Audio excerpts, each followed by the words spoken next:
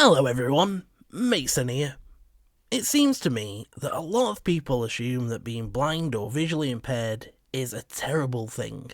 I've had so many people tell me over the years that they think that I'm strong and that they wouldn't know how to cope if they were in my shoes. But as someone that was born visually impaired and now lives as a completely blind person, I tend to look on the bright side of blindness. So today I wanted to share with you a few of my funny stories and experiences that I've had that prove that whether it's practical jokes, mistaken identities, or slapstick style accidents, being blind isn't all doom and gloom. Growing up, my mother refused to let my visual impairment be a constantly negative experience. Did she have words of wisdom and comfort? Yes, but she also had an evil sense of humour.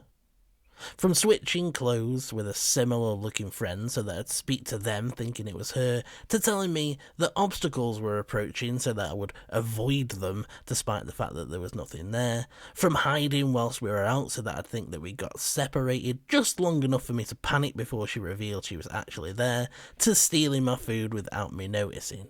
Over the years, my mum has kept me on my toes with many practical jokes. I'm grateful for it though. I feel like she gave me armour, the ability to laugh at my disability, and for that I'll always be grateful. It wasn't just my mum that I had to keep my eyes on though, because she passed her wicked ways on to my little brother, who unfortunately is far too smart for me. Before he'd even reached the age of 10, he'd already figured out that he could use my visual impairment against me by blatantly cheating to win at video games. Yes, I still remember. Yes, I'm still bitter. When the Xbox Connect was a thing, we used to play the track and field games, and he'd stand behind me, messing up the sensor so that I would fail and he could beat me. Joke's on you, Aiden, because now you're just content for a YouTube video and everybody knows what a cunning little mastermind you are. I wouldn't blame you for assuming that with a family that like to play practical jokes on me, I would surround myself with caring friends that would never ever consider doing anything like that to me. But you'd be wrong, because apparently I'm just a glutton for punishment. Of course, most of my friends were lovely. They made me feel accepted, normal. And then there was Brad and Melissa.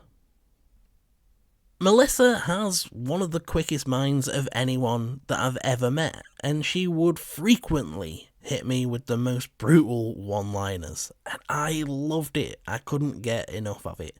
To be honest, I think the fact that she was so willing to joke about my disability was the thing that made us so close. So many other people were awkward around me, tiptoeing around and watching what they said.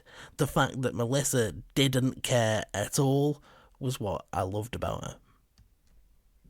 As for Brad, there are so many stories that I could tell, but needless to say, even a decade later, I still haven't forgot the burning sensation in my mouth from the time when he gleefully spread wasabi powder on my chip butty knowing that I wouldn't notice. Brad, if you're listening, I still hate you. However, dear listener, don't get lured into a false sense of security. Rest assured, despite the fact that I was on the receiving end a lot of the time, I wasn't an innocent victim, and I used to give as good as I got. To be honest, I used to get a kick out of making people feel slightly uncomfortable. Joking about my visual impairment was a good icebreaker, and generally it was a good way of telling who I was going to be friends with and who I wasn't, because it put a lot of people on the back foot. They didn't know how to feel, whether they were allowed to laugh or not, and in most cases the people who felt comfortable enough to laugh anyway were the ones that I became friends with. After losing the sight in my left eye, I received a hard shell contact lens, and I didn't like it. I found it uncomfortable, so I didn't wear it. And after a while of not wearing it, I realised that it could be used as a horrific prop, so I took to leaving it around and delighting in the reactions of the people that found it. I'll never forget the horror of a friend who once excused himself to go to the bathroom and came back to find that contact lens staring back up at him from the bottom of his glass of water. Having family and friends that were willing to joke with me about my disability was the best. It gave me a sense of acceptance and normality that I really feel helped me deal with the challenges that I faced due to being visually impaired. Moving on from practical jokes to mistaken identities and generally embarrassing situations. Let's talk about shopping. Obviously, I can't take a cursory glance at what's on the shelves, so throughout the years, I've picked up many things trying to get a closer look and realised that I probably should have left them where they were. The amount of times that I've picked up tampons or other sanitary products is absolutely incalculable. Then there are the many times where I've answered someone who wasn't even talking to me.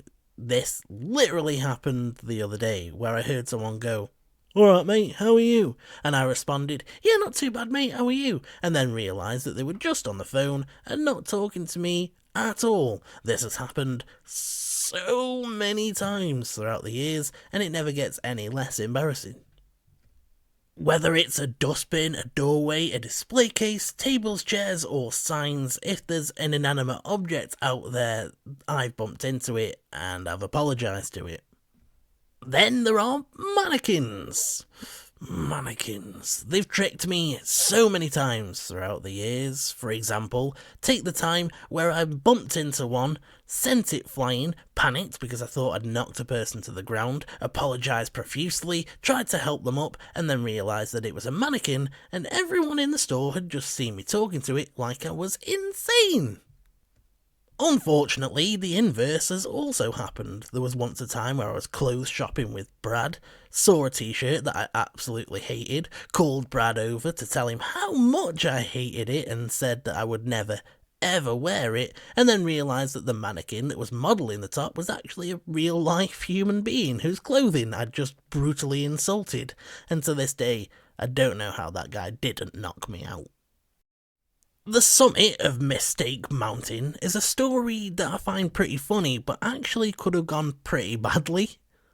I was on my way home from the shops. I hear a car horn. A car pulls up, and I see my mum's car. Realising she must be trying to give me a lift home, I run over, open the door, and realise that it's not my mum's car, it's just one that looks identical, and I'm trying to sit on the lap of what must have been an utterly confused and horrified woman that had no idea who I was. Did I try to calmly explain myself? No, I didn't. I panicked, apologised, and ran away as fast as my little legs would take me. As for slapstick-style accidents, there have been so many of them throughout the years. Sometimes I feel like I'm trapped in one of those Rube Goldberg machines, where a simple action kicks off a complicated chain of events. I'll drop something on the floor, bend over to pick it up, and knock something else over, and this will start a domino effect of things just going wrong. When I was younger, I used to operate with a reckless sense of abandon, which is a clever way of saying I took no care whatsoever. I refused to accept my limitations. Despite the fact that I could hardly see, I refused to slow down. And because of this, I've walked, stumbled, and ran my way into closets, glass doors, breakable objects, and one time, in 2010 when I was on my way home from school, I crossed a busy main road doing so safely, but then noticed that my bus was coming and I was going to miss it, so I started running and crashed headfirst into a lamppost that I hadn't realised was there. I missed my bus and gave myself a black eye in the process. After taking a moment to recover from smashing my face into a metal pole, I calmly walked to the bus stop and stood waiting for the next one to come. After a few minutes, a woman pulled up in a car and pointed out that my face was bleeding. I hadn't noticed this because it was on my blind side. By this point, I'd already lost the sight in my left eye. Luckily, she happened to be a nurse, and she gave me a lift to A&E, and I didn't even require stitches, they just glued it back together. The most recent accident that I had wasn't harmful at all, it was just kinda gross. Pre-pandemic times, when you could actually do things like this, I had a friend around. Remember what that was like? After consuming one or two, okay, maybe 3 or 4. Alright, fine, I don't remember how many drinks I'd had. I realised that my Jack Daniels and Coke needed some ice. So I went to the fridge and put some in, but I didn't realise that it wasn't ice that I was putting into my drink, it was frozen chips. I returned to the living room and poured some of the now potatoey Jack Daniels and Coke into my mouth, and then realised my mistake. This is something that I don't think my girlfriend is ever going to let me live down. The entire point of recording this episode was this. I understand why people might think that being blind and visually impaired is sad or scary, but it doesn't have to be, especially if you develop the ability to laugh at yourself. And that, I think, is something that's important for everyone, not just blind people. That's all we've got time for today.